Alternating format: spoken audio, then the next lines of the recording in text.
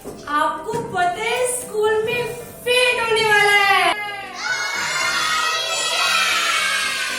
Are you excited for that? Fete में क्या क्या होने वाला है?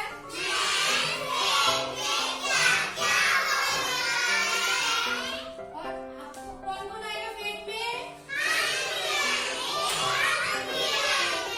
फेट में कौन कौन आएगा? हाँ जी, क्या क्या होता है फेट में? रोलर कोस्टर होता है, मिक्की माउस, बैलून भी चलते हैं। Very good. और आरना? जंपिंग भी होती है।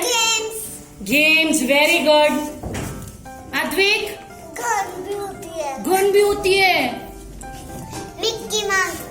मिक्की माउस भी होता है।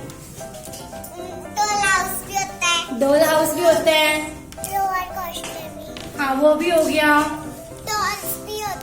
डॉल्स भी होती हैं। आपका फेवरेट?